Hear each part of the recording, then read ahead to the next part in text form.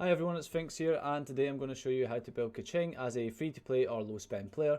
A lot of the guides available online are aimed at best in slot equipment for each character, and unless you've spent hundreds if not thousands of US dollars on this game, the chances are you don't have this equipment. Before we get started, this is my first ever video on YouTube, so if you like the video and you find it helpful, please do like the video and maybe share it to someone else who will find it helpful as well. Hit subscribe and make sure notifications are turned on so you get to see any future content. Okay, let's get started. It's very important to concentrate on the attack pattern so you can get the highest damage over the shortest period of time. The best attack pattern to use with Keqing is a single attack followed by a charge attack, and you do this over and over again, either until your stamina runs out because charge attacks are high stamina consumption attacks, or your opponent's dead. And it's going to look something like this for a physical build.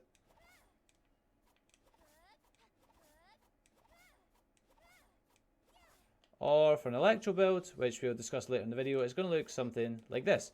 The only difference being that your sword now has an electro aura around it, which basically signifies that you're going to be doing electro damage to your opponent instead of physical damage. Now, this is what it looks like against an actual opponent. As you can see here, I'm using the single attack and then the charge attack to do a bunch of damage on this cryo red just found at world level 7. And this attack pattern is just by far the best way to do damage with Keqing over a short period of time.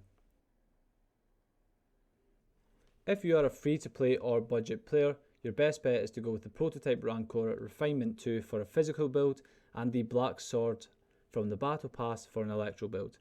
Now, if you don't have the Black Sword, that's okay. You can still use the Prototype Rancor at Refinement 2, as this has a plus 20% attack increase as its passive. This passive lasts for 6 seconds and it's allowed to reoccur every 0.3 seconds, which basically means it has no downtime, making it a very valid option for an electro build. Having said that, if you do happen to have other swords for Keqing, you should consider them in this order. For a physical build, the Aquila Favonia is key. It is the best in slot for a physical build Keqing, and you should use it over every other sword. Secondary, Prototype Rancor. With the physical damage bonus, it makes it far better than anything else for a physical build. The Black Sword with its crit rate secondary stat comes in at a third slot. For an electro build, the Aquila Favonia is still best in slot. This time mainly because of its 5-star base attack, which means it's going to scale harder than any other 4-star weapon. Secondly, we have the Lion's Roar. Now, the Lion's Roar has a substat of attack percentage, which is already extremely beneficial for any DPS sword user. But the thing that makes the Lion's Roar so appealing on Keqing is that it has a passive which increases damage against enemies affected by electro by 20% at refinement level 1. Now, due to Keqing's short cooldown times for her E and Q, it means that if you're fighting an enemy with Keqing, the chances are it's affected by electro 90% of the time. In the third spot, we have the Black Sword for reasons mentioned earlier, primarily the crit rate substat. And if you do not have any of these three weapons, coming in at 4th slot and a very solid option for a budget player is the Prototype Rancor. When it comes to building your Keqing's artifacts, the artifact sets are one thing that you have to consider. For a physical build, I recommend a 2-piece Gladiator's Finale offering an attack bonus of 18%, alongside a Bloodstained Chivalry 2-piece set, which will offer a physical damage bonus of 25%. When it comes to an electro build, you really have two options. The first is a 2-piece Gladiator's Finale offering an attack bonus of 18% with a 2-piece Thundering Fury. The Thundering Fury set will offer a electro damage bonus of 15%, and on the other hand, you also have a 4-piece Thunder Soother set. Now, a 4-piece Thunder Soother increased damage against opponents affected by electro by 35%. Personally, for a budget player, I recommend the 2-piece Gladiator's Finale with a 2-piece Thundering Fury, and the reason for that is you don't want to spend too much of your resin in the Thunder Soother domain, because this will make you lose out in other areas of the game, and being a budget player, you probably don't want to spend all of your Primal Gems on resin refreshes.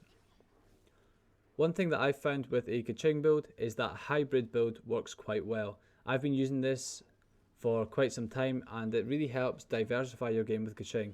Although you miss out on some damage from a purely physical or purely electro build, it really makes your Keqing diverse in any situation where you can deal with enemies which are potentially immune to electro or physical resistant. And the set for this I use is a 2-piece Thundering Fury offering the electro damage bonus of 15%, alongside a Bloodstained Chivalry 2-piece set with physical damage bonus of 25%. Now, the nice thing about that is it really plays in with the Prototype Rancor at Refinement 2, and it really gives you a solid build all round for Keqing. When it comes to your artifact stats, you're going to want attack percentage for your Sands piece, either physical damage percent or electro damage percent, depending on the build you're going for your Goblet piece, and either crit rate or crit damage for your circlet. For substats, you're going to want to focus on crit rate and crit damage first of all, trying to maintain a ratio of 1 to 2, attack percentage, and then if you're electro, energy recharge and elemental mastery are something you're going to have to consider. The last thing you need to consider for Keqing is her talents and which ones you should be upgrading first. If you're a physical build, you should be focusing on the normal attack followed by the skyward sword, and the reason for that is her passive talent she gets at ascension level 4. Now, her passive talent gives you a crit rate increase by 15% after using skyward sword, and this effect lasts for 8 seconds. So normally what I'd like to do is activate my elemental burst and then go into my normal attack, then skyward sword, and then the normal attacks.